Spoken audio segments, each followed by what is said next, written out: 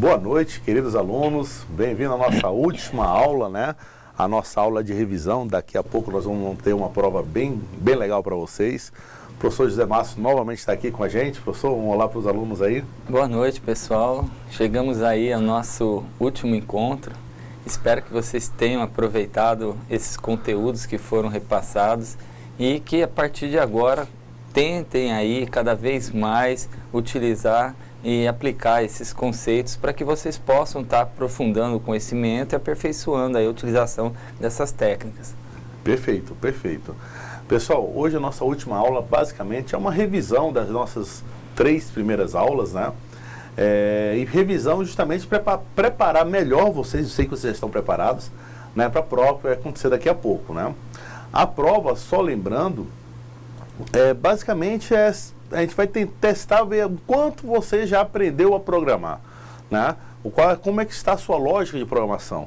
Até o conteúdo que foi dado na disciplina passada, que é lógica de programação, já seria o suficiente para fazer essa prova, para vocês terem uma ideia, né? Algumas questões mais específicas do Java que teria que ter um conhecimento melhor. Mas é isso, gente. A prova é bem para você analisar, né, o código, você ir passo a passo. Não sei se vocês já chegaram a ouvir falar daquele teste de mesa. O que seria um teste de mesa, professor? O teste de mesa, a gente segue cada um dos comandos e vai anotando as informações produzidas em cada um dos comandos que foram passados. A partir disso daí é possível a gente identificar um valor final de uma variável ou até mesmo de um cálculo que foi realizado em uma determinada linha. Gente, esse teste de mesa é muito importante. O que é um teste de mesa? É você executar o código ao invés do computador. Você vê um código, você vai fazer o que o computador, não, o compilador faz, né? Você vai, o que essa primeira linha faz? O que a segunda linha faz? Quais são as variáveis que estão sendo armazenadas? Qual o valor de cada variável? Isso é muito importante. Inclusive, em provas de concurso público, de empregos, para verificar se vocês sabem ou não programar eventualmente, né? Geralmente o que eles mais pedem são esses testes de mesa, quer dizer, são códigos que você precisa analisar e para você analisar você precisa executar ali no papel. Você não tem como você pegar esse código, colocar no computador e tentar rodar, não. Você tem que saber como é que o computador vai executar aquele código. A nossa prova é basicamente isso. A vantagem, né, é só seguir o fluxo que a gente aprendeu nas 3 primeiras aulas. Seguir comando a comando, a gente deixa bem claro o que acontece no nosso programa, né? Por isso que a gente vai fazer a revisão hoje, né? A gente vai ver tudo que a gente aprendeu, né, e prepará-los para a nossa super prova. Então vamos lá, gente? Então vamos lá, a nossa aula hoje é de revisão. O que nós vamos falar de revisão? Primeiro, as estruturas básicas, que foi a nossa primeira aula. Depois, as estruturas de controle, que é a de decisão, seleção e repetição, a nossa segunda aula. E por último, as funções e procedimentos, a modularização do software, que foi a nossa terceira aula. Gente, nós temos um guia de estudos para vocês têm um livro de vocês têm a aula, tá? Isso já é material mais do que o suficiente para vocês entrarem no mundo de desenvolvimento. Tem os vídeos que a gente chegou a preparar para vocês, está lá no YouTube, para vocês acessarem quantas vezes vocês quiserem. E além disso, gente, tem muita coisa na internet, né? Tem muitas apostilas, muitos tutoriais online, tanto em português quanto em inglês. Então, acho que o mais importante é realmente a gente ter essa vontade de querer aprender, né?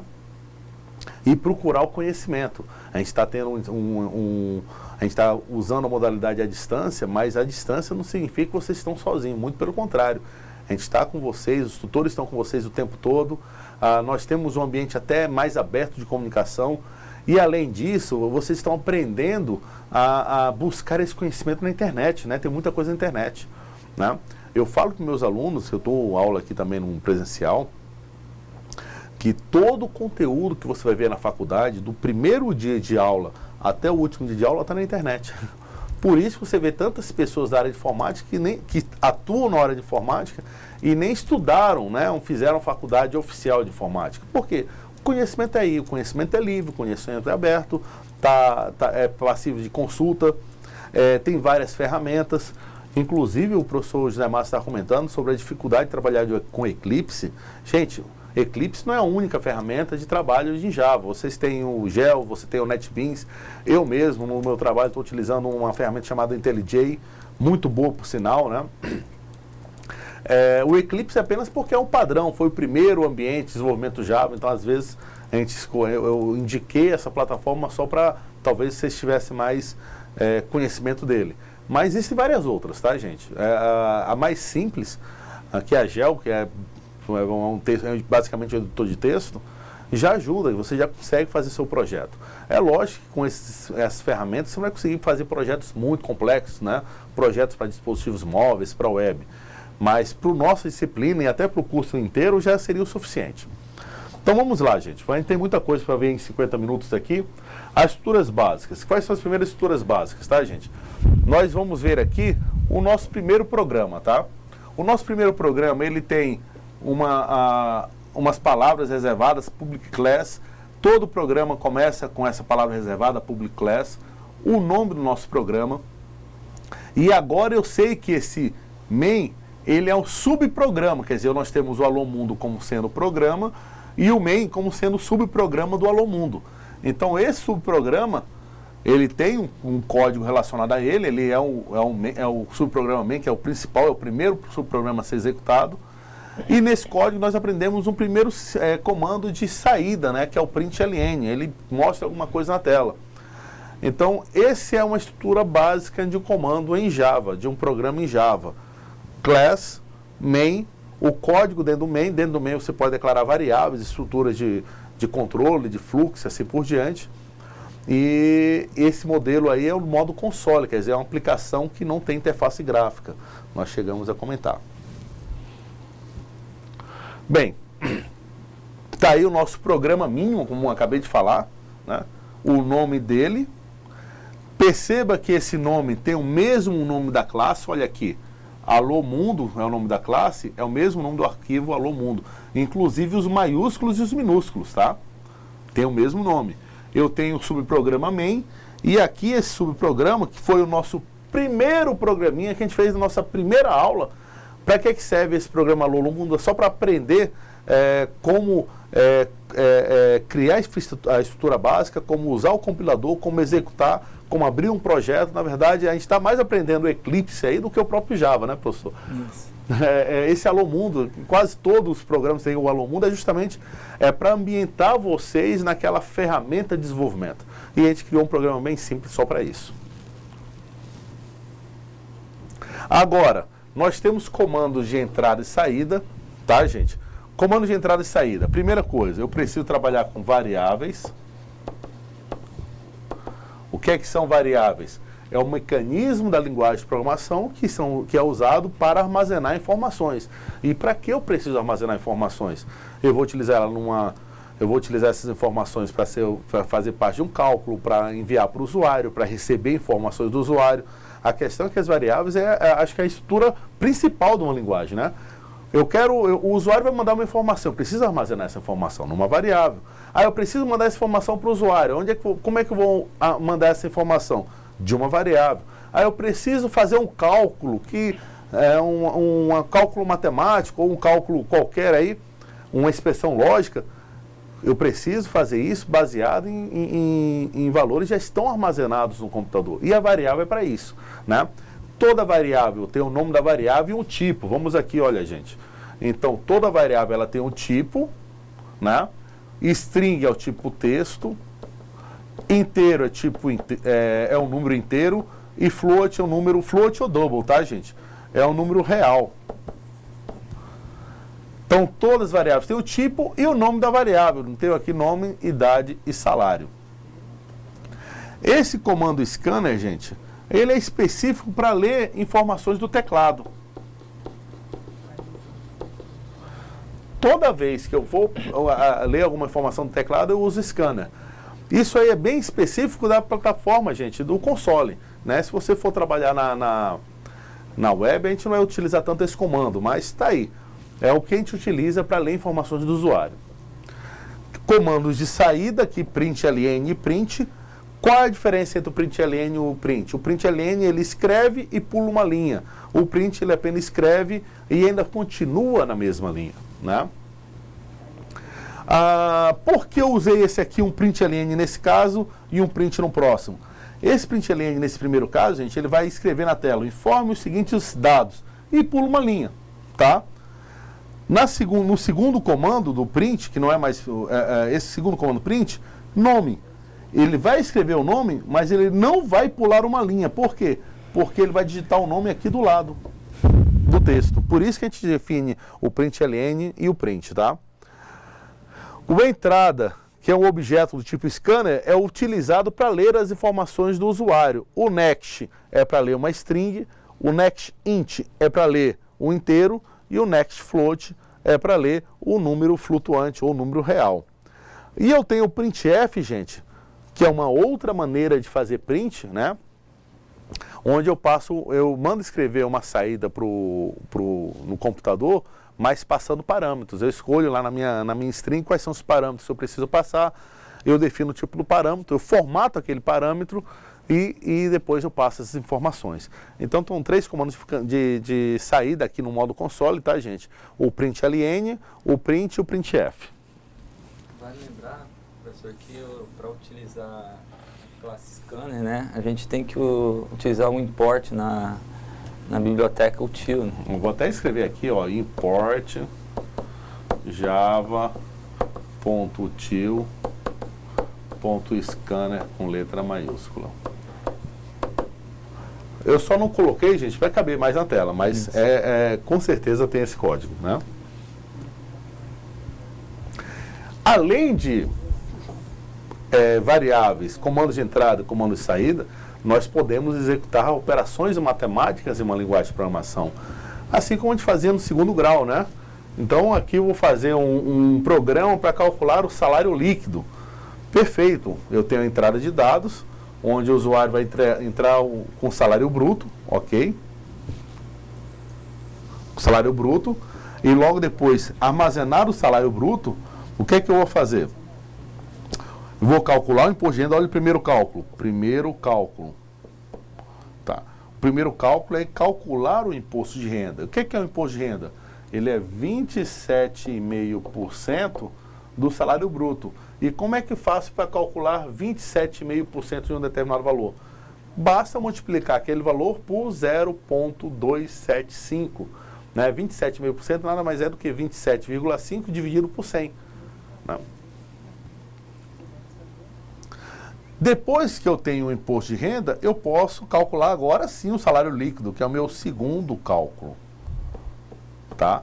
O salário líquido nada mais é do que o meu salário bruto, que eu ganhei efetivamente, menos o imposto que eu estou pagando. Perfeito. Como a gente se lembra, né, da nossa aula específica para isso, acho que foi a nossa segunda aula, isso aqui é um modo grosseiro de cálculo de imposto de renda, né, professor? O cálculo de imposto de renda vai ser um pouco mais complexo, mas só para mostrar para vocês como efetua uma operação matemática aí. É uma operação matemática que a gente aprendeu no segundo grau. A questão é, toda operação matemática, toda expressão lógica, se você quiser trabalhar com ela depois, eu preciso armazenar ela em uma variável. Então, eu defino a expressão matemática e depois o resultado daquela expressão eu armazeno uma variável, né? Nesse caso, vamos apagar aqui um pouquinho, só para deixar mais limpo o texto.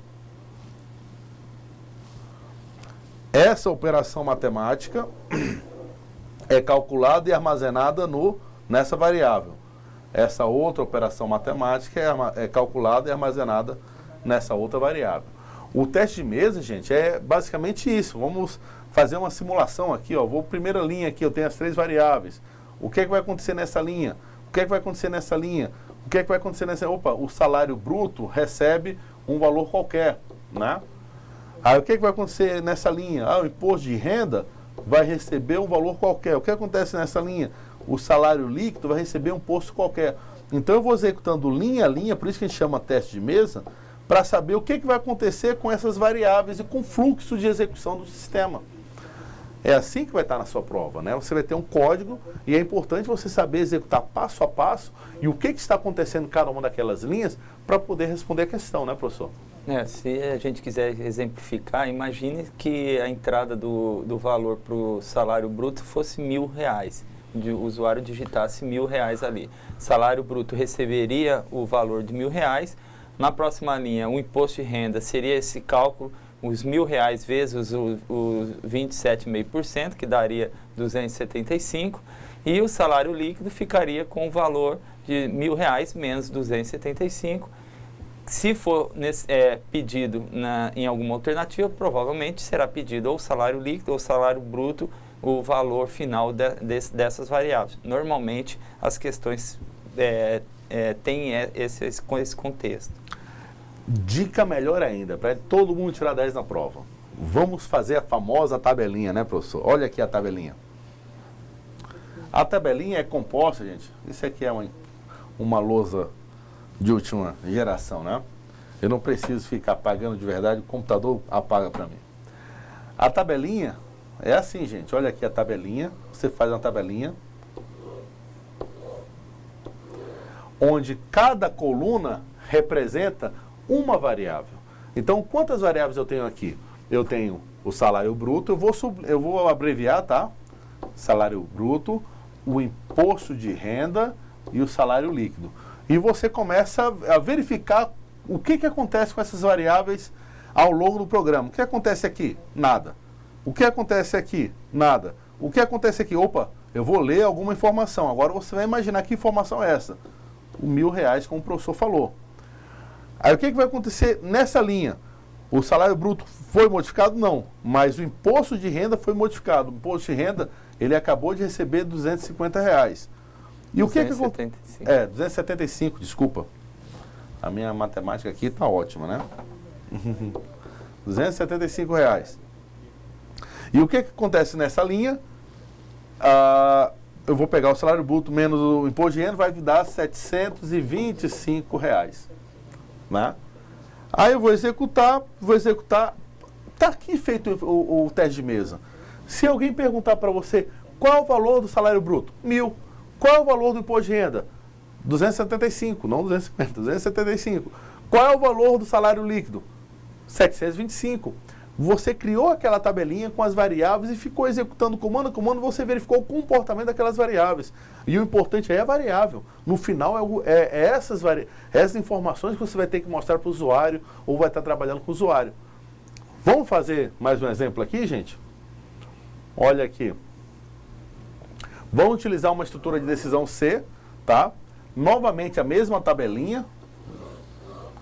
Aqui é para exemplificar a nossa estrutura de decisão. Então nós temos o nosso salário bruto, o nosso imposto de renda e o nosso salário líquido.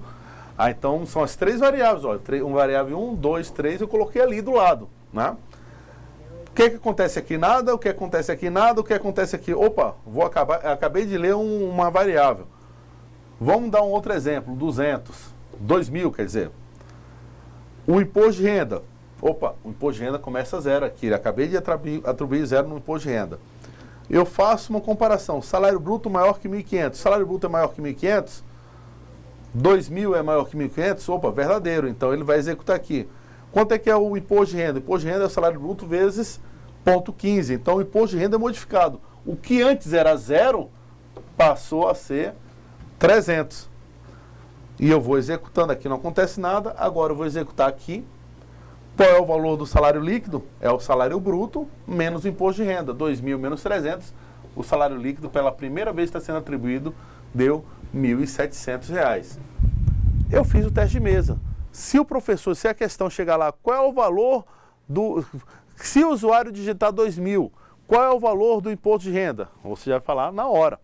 Se o usuário digitar 3.000, qual é o valor do salário líquido dele? Você vai no teste de mesa, fazendo aquela tabelinha, colocando cada variável em uma coluna. Toda vez que vai executando comando a comando, toda vez que houver uma modificação naquela variável, você colocar naquela tabela, não tem erro. Teste de mesa, gente, é como se você executasse o programa passo a passo. Como não? Você executa o programa passo a passo, né? Vamos dar um outro exemplo aqui desse teste de mesa? Em vez de ser 2.000, vamos colocar o valor 1.000 que o professor tinha dado antes, né? Então vamos... Opa, desculpa.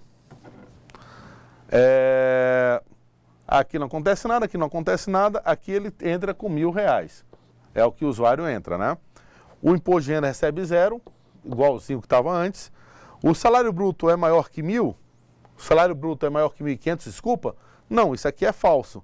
Se esse aqui é falso, ele vai executar o código dentro do IF? Não, ele não vai executar, gente. Então, o imposto de renda continua 0. Aí agora ele vai e executa a próxima linha, que é tudo no fluxo, né? A próxima linha vai ficar o salário bruto, qual é o salário bruto menos 1.000, né? Menos o imposto de renda, qual o imposto de renda? 0. O salário líquido, então, é 1.000 menos 0, o salário líquido continua sendo R$1.000. E se a questão pedir qualquer coisa relacionada a esses valores, tá aí, né, gente? Por eu ter feito passo a passo o meu código, eu sei responder. Eu acho que a prova está cheia dessas questões, não está não, professor? Parece que sim. Parece que sim. Eu não sei se foi não sei quem foi que fez, né? Mas eu acho que tem. Mas vamos lá, gente. Mas está fácil, está fácil. Aqui é o nosso código, né? O importante é você executar o passo a passo. E o objetivo aqui é a gente entender como é que é essa estrutura de decisão C, tá, gente? O IF, que é a estrutura de decisão C, obrigatoriamente tem um abre e fecha parênteses. Aqui nós temos uma expressão lógica. Essa expressão lógica sempre vai retornar verdadeiro ou falso. E o IF só vai ser executado, o comando IF, só se for verdadeiro. Porque se for falso, ele não executa, tá, gente? Ao final da execução, ele sai do IF. Olha aqui o fim do IF. O início do IF é o abre-chaves e o fim do IF é o fecha-chaves. Finalizou o IF, ele volta a executar o fluxo normal de execução do sistema, né, gente? Vamos fazer um novo, relembrar como é que faz o C, senão, é o if-else, né? Então, aqui é o número que a gente deu um exemplo aqui, tá, gente? Se o número é par ou ímpar. Como é que eu sei se o número é par? Se o resto da divisão dele, por 2, foi igual a 0. Aí ele é par. Né? Se o resto da divisão dele for igual a 1, ele é ímpar. E foi exatamente isso que eu fiz. Tenho duas variáveis. Vamos até colocar a tabelinha, vamos ver o que acontece nessa tabelinha. Esse teste de mesa é muito legal, gente. Onde eu tenho um número e tenho uma saída. Aqui executo, é só declaração de variável, a instanciação da entrada, um texto que aparece na tela. Opa, eu leio um número. Vamos dar um exemplo aqui, o número 8, acabei de entrar. E eu começo o processamento de dados. O resto da divisão do número 8 por 2 é igual a 0? Essa é a pergunta que eu estou fazendo. O resto da divisão do número por 8, ele é igual a 0? Se for igual a 0, e é igual a 0, quer dizer que esse número, que o código vai ser executado é esse, tá? E então, quando ele executa esse código, essa linha, essa instrução, a saída passa a ser par. É executada essa linha de comando? Não, porque essa linha de comando só é executada quando essa expressão aqui for igual a falsa. Então, ele só executa a primeira. E no final, ele mostra a saída, tá, gente? Então, em qualquer programa que a gente for fazer, é possível fazer esse testezinho de mesa, criar aquela tabelinha com as variáveis e ficar executando passo a passo cada um dos sistemas. O próximo exemplo, tá? Esse aqui é apenas o zoom no nosso sistema. O porcentagem, só lembrando, é o módulo, tá? É a operação de módulo. O que é o módulo? É a mesma coisa que o resto da divisão. O módulo é a mesma coisa que o resto da divisão. E qual é o símbolo do módulo, gente? Porcentagem. Né? Professor, eu vou pegar você agora. Né? E se eu quisesse saber se um número é divisível por 5, o que é que eu precisaria fazer? Olha, a gente utilizaria o mesmo procedimento, só que agora o resto da divisão seria por 5. Ah, é só mudar. 2. Por 2, gente, é porque eu garanto se é par ou ímpar, né? Agora, se eu quiser, se uma variável é divisível por 5, eu coloco o módulo 5. Se ele for igual a 0, significa que ele é divisível por 5. Né? Se eu quisesse fazer um programa que fosse divisível por 5 e por 3, faria olha a aí, verificação, tanto para se o resto da divisão por 5 é 0 e se o resto da divisão por 3 também seja 0. Aí nós vamos ter que utilizar um conectivo lógico, né? Qual conectivo lógico? O E, que tem que ser os dois. Divisível por 5 e Por 3. divisível por 3. Como é que ficaria então aqui, gente? A minha expressão lógica ficaria mais ou menos assim, ó. Número é divisível por 3 igual a 0. E o E, esse meu E comercial que vai me... E o E comercial. E, que são dois E's comercial, né? Número divisível por 5 é igual a 0. Agora sim, eu tenho a expressão lógica que vai mostrar se aquele número é divisível por 3 e por 5. Tá? Se eu fosse um número divisível por 3 ou por 5, né? Porque se a gente for pensar no 3 por 5, quais são os números divisíveis 3 por 3 e por 5? O 15, o 30...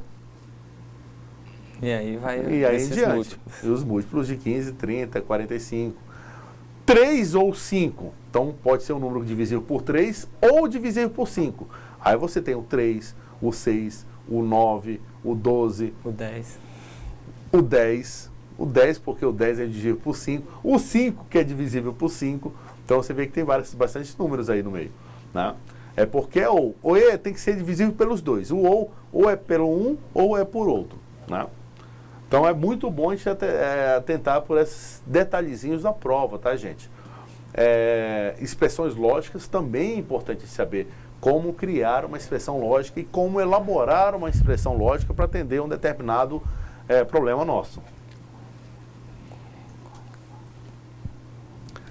O C, C não C, esse código a gente já mostrou em sala de aula, quer dizer, o aluno vai fazer uma prova. O que seria a lógica da prova?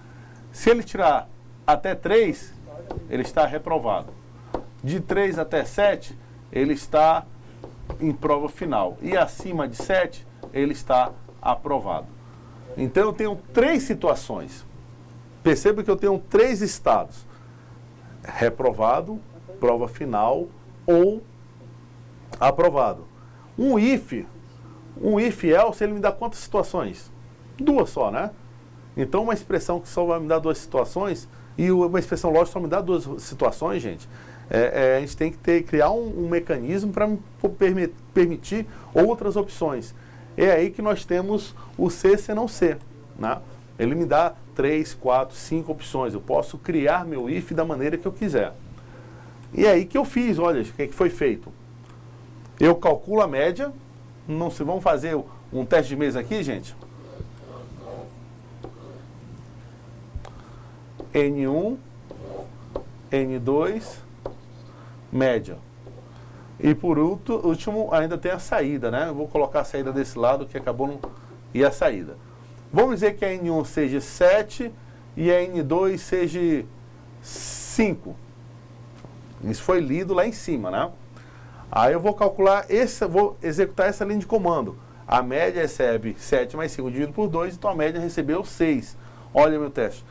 Eu vou para essa linha de comando. A média é maior que 7? Essa média aqui é maior que 7? Falso. Se ele é falso, essa linha não vai ser executada. Ele vai para a próxima, então ele vai executar aqui.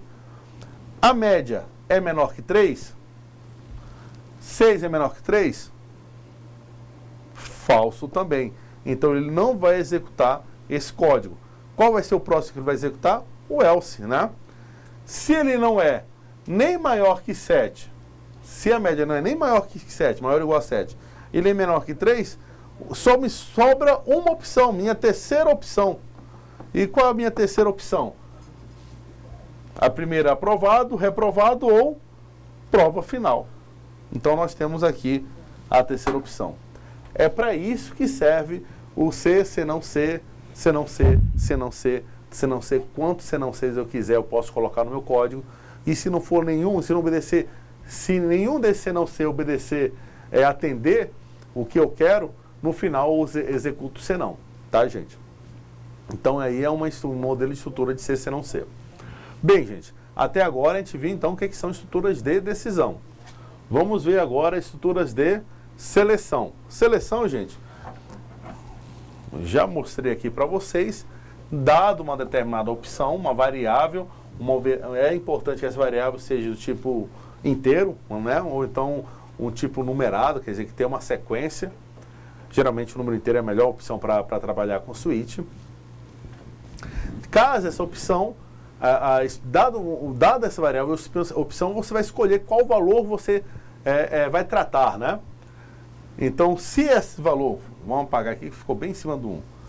Se essa é a minha opção, se ela for igual a 1, vai executar esse código. Se ela for igual a 2, vai executar esse código. Se for igual a 3, vai executar esse código. E se não for nem 1, nem 2, nem 3, ele vai executar o default, que é esse código. Perceba que no switch, ele tem uma característica que, ao final de cada opção que você der, né, você tem que colocar o comando break. Então, olha aqui, gente. Nós temos break, break, break, break, né? O switch tem um início, abre chaves, e tem um fim, fecha chaves. Aí está a sintaxe em um exemplo do comando switch, que é uma estrutura de seleção. Agora nós vamos para a estrutura de repetição. A gente vai ver tudo numa aula só. Perceba que é tudo numa aula só, né, professor? Repetição, gente, nós temos 3 tipos. O primeiro é o para. Olha aqui o comando para. O comando para é aquele tipo de repetição que eu sei exatamente quantas vezes eu quero repetir alguma coisa, né? E como eu sei que quantas vezes eu quero repetir, eu sei o valor inicial, eu sei aonde eu quero desejo parar, quer dizer, o valor final, e eu tenho também o passo a passo, quer dizer, qual vai ser o tamanho do meu passo para chegar até aquele valor final, né? Então o for, gente, vamos dar uma olhada aqui. O for, ele tem um valor inicial, eu tenho ponto e vírgula, minha condição de parada, ponto e vírgula, o meu incremento. Nesse primeiro caso, gente, eu quero contar 10 vezes. Olha aqui o que eu falei para vocês. Eu sei quantas vezes eu quero repetir. Quero contar até 10. Então, se eu sei quantas vezes eu vou repetir, vamos lá. Começo de 0 e menor que 10. Professor, não seria menor ou igual a 10? Gente, se eu começo com 0 e vou até 10, eu tenho quantos elementos? 11, né? 0, 1, 2, 3, 4, 5, 9, 10. Se eu for contar, são 11 elementos. Então, se eu começo com 0, eu não posso ir até o último, né? Eu tenho que ir menor que o último. Senão, eu vou aumentar um pouquinho mais que aquele elemento. E o incremento, gente, I mais mais, quer dizer, eu estou incrementando o I, recebe I mais 1. Se o I era 0, vai passar 1. Se o I era 1, vai passar a ser 2 e assim por diante. Agora, gente, o que acontece muitas vezes é que eu quero começar a contar a partir de 1. Quero contar de 1 até 10. No caso anterior, eu contei de 0 até 9. São 10 vezes, gente. Deixar bem claro. 0 até 9 são 10 elementos. De 1 até 10 também são 10 elementos. São 10 vezes. Ele vai repetir 10 vezes, só que começando de 1 e indo até 10. Professor, qual dos dois devo utilizar? Depende da tua lógica, mas geralmente, gente, como dica, nas linguagens padrões baseadas no C, C, C++, Java, C Sharp, JavaScript, etc., os loops, as repetições começam com uma variável valor 0, tá? Eu posso fazer o contrário, eu quero contar de 10 até 1.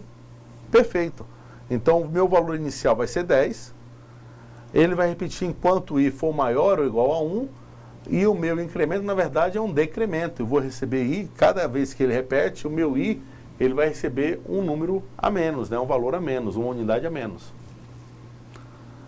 E eu posso fazer um for, eu já tinha comentado isso na aula 2, tá? Para pular de 2 em 2, de 3 em 3, ou criar uma lógica mais específica, né?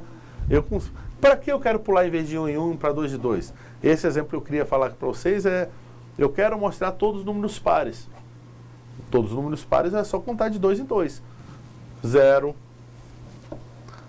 2, 4, 6, 8.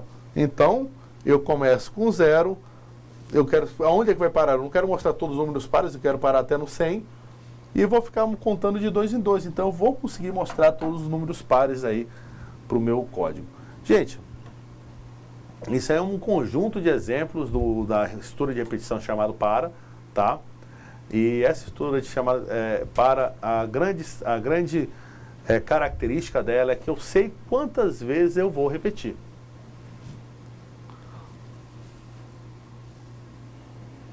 Vamos ver agora uma outra estrutura, o enquanto. Que legal aí, olha aí. O enquanto, gente, ele também é uma estrutura de repetição, assim como o for. Eu cheguei a comentar na aula passada, professor, não sei se vocês se lembram, mas apesar de nós termos 3 tipos de estrutura de repetição, eu garanto para vocês que eu consigo fazer qualquer repetição utilizando qualquer um das estruturas. Eu preciso repetir um determinado código. Eu posso usar tanto for, quanto while, quanto do. A gente vai ver o do aí. A questão é que o for é mais indicado para alguns casos, mas não impede que eu faça com while. Né? A utilização do while geralmente quando a gente obtém uma informação de parada que é gerada no cálculo dessa repetição, ou até mesmo quando a gente quer perguntar algo para o usuário, né? Quer ficar repetindo e perguntando algo para o usuário. Por exemplo, ele vai entrar com um tanto de número que ele quiser. Então a gente não sabe quando que ele vai parar. A gente tem um exemplo lá, o for é uma repetição do tipo, faça 10 abdominais. Você lembra, professor? Faça 10 abdominais. É que eu sei que eu tenho que fazer 10. Agora o while é um comando tipo, faça abdominais enquanto você não estiver cansado. Quer dizer, ele pode executar nenhum ou pode executar 100. Quer dizer, eu não sei quantas vezes ele vai poder fazer um abdominal até ele ficar cansado. Mas o que eu quero dizer para vocês, alunos, é que eu posso utilizar o for nos 2 casos, tanto para saber o número de vezes repetido, como para saber que não é repetido, só que eu vou ter um trabalhinho a maior. Eu vou ter um trabalho a mais para fazer isso. E eu posso usar o while para fazer o for também. A questão é que eu posso fazer qualquer repetição com qualquer dos elementos. Só que alguns são mais indicados para determinados problemas, tá? Então, vamos rever isso aqui, gente. Aqui, para as estruturas de repetição, esses sim, gente, são muito bons fazer a minha tabela, meu teste de mesa. Vamos fazer o nosso teste de mesa aqui. Eu tenho o A, eu tenho o B. Qual o valor de A? 10. Qual o valor de B? 20. A é menor que B? Verdadeiro. Aí eu escrevo o A, né? O que vai acontecer com A? Aumenta mais 1. O A vai para 11. E o que vai acontecer com B? Aumenta menos 1. Vai para 19. Aí eu volto. Voltei. O A continua sendo menor que B? Continua, é verdadeiro. Então vamos executar novamente esse while, todos esses comandos. O A mais mais, quanto é que vai ficar o A mais mais? 12. Quanto é que ficar o B menos menos? 18. Terminou, executou aqui, aí ele volta, porque é repetição. No que ele volta, ele vai fazer nova pergunta. O A é menor que B? 12 é menor que 18? Verdadeiro, então continua, tá? E vai assim por diante. O A vai para o 13, o B vai para o 17, 14, 16. Vamos apagar aqui nessa lousa. O 15. Opa! Vamos dizer que agora Vamos executar agora. O A está com 14 e o B está com 16. Legal. Aí ele vem e retorna. O A está com 14 e o B com 16 é menor? É menor, é verdadeiro. Então, o que ele vai fazer com A? A passa a ser 15 e o B passa a ser 15. Né? Ele vem e volta a executar novamente aqui no while. O A é menor ou igual a B? É. O que vai acontecer agora? Ele vai executar mais uma vez, gente, porque ele vai, aqui continua sendo verdadeiro. A é menor ou igual a B, 15, 15 ele é menor ou igual a B. Então ele vai lá, escreve o valor 15, 15, né? O A vai aumentar mais 1, vai para 16, e o B vai diminuir menos 1, vai para 14. Depois que ele executa aí, como estou numa repetição, ele volta aqui e tenta executar novamente. O A é menor ou igual a B? Opa! Não é mais menor ou igual a B, é falso. O que é que vai acontecer? Ele sai do loop, o loop para, ele não executa mais nenhuma vez e volta à execução normal do sistema. Aí eu posso perguntar para vocês, qual é o valor do A e B quando o loop parou? 16 e 14. Quantas vezes foi executado a repetição? 1, 2, desculpa, gente. 3, 4, 5, 6. Foi feito 6 vezes a execução, né? Desculpa, gente. Então, eu posso fazer perguntas relacionadas a esse código aqui. E a melhor maneira de responder é se eu fiz o teste de mesa. Olha aqui meu teste de mesa. Isso é importantíssimo, inclusive, para entender como funciona o meu código. Esse teste de mesa, gente, é importantíssimo, né? Passo a passo, executando para saber o que está acontecendo com o meu código, o que está acontecendo com minhas variáveis. Ele vai até clarear melhor o objetivo dela. E como falei no início da aula, quase todas as questões de concurso público que envolvem programação, teste de mesa é obrigatório. Nos concursos, nas provas do MEC, nas provas do Enem, nas provas do ENAD, quando cai esse tipo de questão, ele não quer saber tanto se você sabe Java, ele não quer saber tanto se você sabe C#, Pascal, ele quer saber se você sabe lógica de programação, se você sabe o que é uma variável, o que é um tipo de variável, se você sabe o que é uma estrutura de decisão, o que é uma estrutura de seleção, o que é uma estrutura de repetição, quais são as diferenças de uma estrutura para outra, qual é a diferença de um for para o while para o do. É isso que é pedido. E é isso que a nossa prova vai pedir, né? Importante é isso, né? O que é que a nossa prova vai pedir. O faça, gente, é o terceiro tipo de repetição. Nós temos o para, que é o for. Nós temos o enquanto, que é o while. E agora nós temos o faça, que é o do. Nada mais é do que a tradução literal do inglês para o português, né? O for, o while e o do é a tradução para, enquanto e faça. O faça, gente, ele tem a mesma característica do while, quer dizer, eu não sei quantas vezes eu repeti. Eu não tenho essa ideia de quantas vezes eu repeti. Mas a diferença básica do while para o do, no caso, é que o while, ele pode não executar nenhuma vez. Perceba aqui, olha, vamos voltar aqui para o meu código. No while, vou até apagar tudo aqui, para a gente entender basicamente qual é a diferença do while. Isso aqui é um while, tá, gente? Olha o while aqui. O que acontece é a primeira vez que eu vou executar, ó, primeira vez, né? O que acontece se o A for maior que B? Vamos dizer que aqui o A seja 20 e o B seja 10. Ele vai chegar aqui no while e vai fazer a pergunta: o A é menor ou igual a B? Qual a resposta? Falso. Se a resposta for falso, ele vai executar? Não. Então o while pode acontecer de eu não repetir nenhuma vez. 0 vezes repetição. Em contrapartida, o do, olha aqui. Olha o exemplo do do.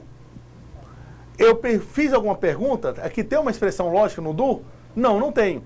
Ele executa tudo isso. E depois de executar pelo menos uma vez, ele vai executar, aí sim ele faz a pergunta: eu continuo ou não? Então, essa é a pergunta, tá, gente? Então, o while, ele pergunta para depois executar. Então, pode acontecer de ele não executar nenhuma vez. E o do, ele executa primeiro para depois perguntar. E, no caso, como ele executa primeiro, ele sempre vai executar pelo menos uma vez. A segunda já é de acordo com tua lógica, mas obrigatoriamente ele vai executar uma única vez, né? Então, esses são os nossos 3 tipos de repetição, gente. For, eu sei quantas vezes. While, eu não sei quantas vezes, mas... E também o teste é antes, né? Primeiro eu testo para depois executar. E o do, eu também não sei quantas vezes vou executar, mas eu primeiro executo para depois testar. Nossa, bastante opção aí para a gente trabalhar, né, gente? Os procedimentos, gente.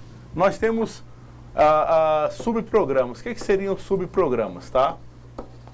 No Java nós temos, nas linguagens de programação, nós temos os procedimentos e as funções. Perfeito. Qual a diferença entre procedimento e funções? Os procedimentos, eles executam e não traz informação nenhuma. As funções, eles executam e eu sou obrigado a retornar alguma informação para o programa. Ele tem que ter um return aí. Então, olha aqui, gente. Eu tenho exemplo de procedimentos. Tenho 3 subprogramas, né? Desculpa, 4 subprogramas aqui definidos. A gente falou bastante isso na última aula. E por que eu sei que são procedimentos? O retorno é void. Tá? Em compensação, olha aqui, o main é um procedimento que a gente utiliza em um determinado momento. Como é que eu faço para chamar o procedimento? Basta dar o nome dele, né? Olha o nome do procedimento, ele executa o procedimento que eu quiser. Quer dizer, um procedimento pode chamar outro procedimento em qualquer momento do seu código. Novamente, o que é um procedimento? É um subprograma. O que é um subprograma? É um programa contido dentro do seu programa. Tá, gente? Nós temos os parâmetros. O que são os parâmetros, gente? São informações que eu passo para os subprogramas. O que seriam parâmetros, gente? Qual seria a melhor maneira de passar essas informações? Através de variáveis. Então, esses parâmetros nada mais são do que variáveis que eu passo nos meus subprogramas. Eu coloco ele entre os parênteses, né? E eu posso passar quantas variáveis eu quiser, separado pelo vírgula. Não é ponto e vírgula, não. Separado pelo vírgula. Uma variável, gente, ele tem um tipo e um nome dessa variável. Só que como faz parte de um parâmetro, ou de um subprograma, como faz parte de um procedimento ou de uma função, essa variável recebe um nome especial. Agora a gente vai chamar ela de parâmetro, né? Ou argumento. Então, perceba que esse subprograma tem quantos parâmetros? 1. Esse subprograma aqui tem quantos parâmetros? 1 também. Como é o nome do meu parâmetro? N. Qual é o tipo do meu parâmetro? Inteiro. Esse procedimento aqui tem quantos parâmetros? 1. Que tipo de parâmetro é? Opa. Professor, parece que é do tipo string. É do tipo string. Mas o que é esse colchetes? Isso aí, gente, vocês vão ver bastante nos próximos cursos, mas o colchete define um vetor, né? Vocês estavam vendo também a estrutura de dados. Então, o main, você passa um parâmetro chamado args, cujo tipo é um vetor de strings, quer dizer, um conjunto de strings.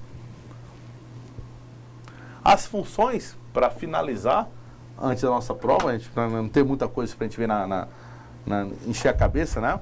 As funções, gente, tem as mesmas estrutura dos procedimentos, vou até dar um próximo aqui, tá? Tem o nome. Tem quantos parâmetros aqui? Eu tenho 2. Quais são os nomes dos parâmetros? A e o B.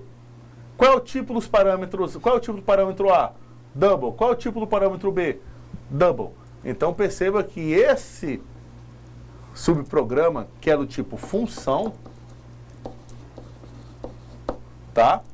Ele tem 2 parâmetros, os 2 parâmetros são do tipo double, o nome dessa função chama média. E como é que eu sei que é uma função e não procedimento? Olha aqui, gente, o retorno, ele não é void, ele é diferente de void. no caso aqui vai retornar um double e no caso aqui vai retornar um int. O main, gente, ele é um procedimento, porque ele retorna um void. Então, função, e aqui por ser void, procedimento. Então, nós temos que um programa pode ser dividido em subprogramas, e subprogramas podem ser classificados como procedimentos ou funções. Procedimentos não retornam informações, funções retornam valor, e tantos subprogramas, quer dizer, tantos procedimentos quanto as funções, a gente pode mandar informações para eles através dos parâmetros. E o que são parâmetros? Nada mais são do que variáveis que têm nome e tipo, que são passadas daqueles subprogramas para poder executar. Pessoal, preparados? Chegamos ao final da nossa aula, a nossa revisão. Espero que vocês não tenham dúvida mais, ou se caso tenham, vamos manter contato lá pelo ambiente virtual. Vamos dar uma lida no nosso guia de estudo, vamos dar assistir o nosso YouTube, vamos assistir nossas aulas, vamos procurar mais conteúdo aí que tem na internet. O importante, gente, é a gente aprender a programar e desmistificar esse mundo da informática, o mundo da programação, que depois que a gente aprender, gente, olha, eu garanto para vocês que é muito gratificante a gente conseguir criar programas, na verdade, criar coisas, né? Você mesmo com suas próprias mãos. É uma satisfação, uma gratificação assim enorme quando você começa a criar e ver aquelas suas criações funcionando, né, gente? Muito obrigado. Até a próxima aula. Até a próxima vez, né, professor? Obrigado a todos. Boa noite e boa prova. Simples e direto.